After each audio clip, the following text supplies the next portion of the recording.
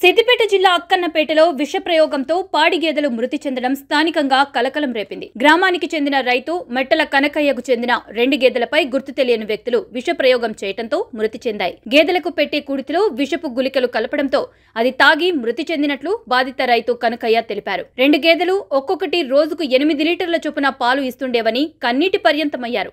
సుమారు 2 లక్షలు విలువ చేసే పాడి గేదెల మృతితో తమ కుటుంబం రోడ్డున పడిందని కన్నీరు మున్నీరుగా విలపించారు. ఎవరైనా దాతలు తమను ఆదుకోవాలని కోరారు. బాధిత రైతు కన్నయ్య ఇచ్చిన ఫిర్యాదు మేరకు కేసు నమోదు చేసిన పోలీసులు పశు వైద్యాధికారి చేత పోస్ట్ మార్టం చేయించారు.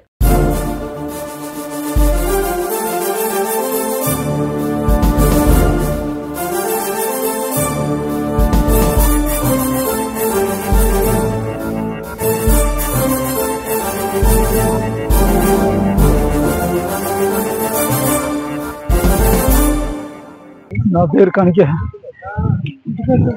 మెట్టల కనకయ్య, అక్కనపేట. ఏమైంది అసలు బర్రెలకు ఏమైంది? నేను మబ్బుతో వచ్చి పాలు పిండుకున్నా. పాలు పిండిపోయి కేంద్రంలో పోసి ఇంటికాడ ఇంత అన్నం కుడిది ఉండే, ఆ కుడిది పట్టుకొచ్చి ఆ డబ్బాలలో పోసిన. డబ్బాలలో పోసి మళ్ళీ ఇంటికి పోయి చాయ్ ఇట్లా తాగి మళ్ళీ వచ్చిన. మళ్ళీ వచ్చి ఆ గడ్డి పోసిన.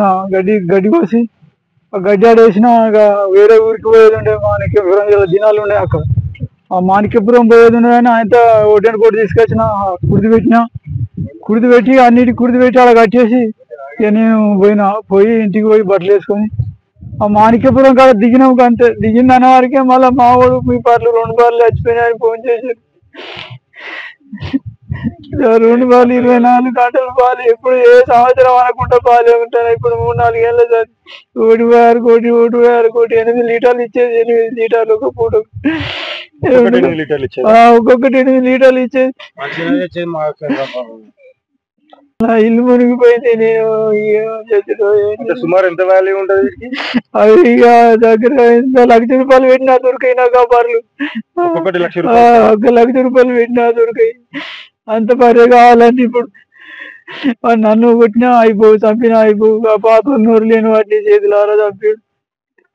అంటే ఇప్పుడు దాంట్లో గోళీలు ఇక్కడనే కలిపిరా ఇంటికాడ? ఇక్కడ కలిపిన సంగతి నాకు తెలియదు. ఇప్పుడు వచ్చి చచ్చిపోయిన అన్నం కాచి నేను డబ్బలు చూసారు కనబడతాను. అది వరకు నేను చూస్తే వాటిని పారేసుకుంటూ అది నేను చూడలేదు. చెప్పి పోసినా కదా, పొద్దుగాలు తెచ్చి పోసినా ఆయన ఇడిచి తాగిపించాడ కట్టేసి. దయచేసి నేను పేదవాడిని, దళిత కులానికి చెందినవాడిని. నాకు 2 బర్రెలతోని నా జీవనం గడుపుతుంది. నాకు ఆడపిల్లలు. దయచేసి ఎవరన్నా సాయం చేయగలరని కోరుకుంటాను.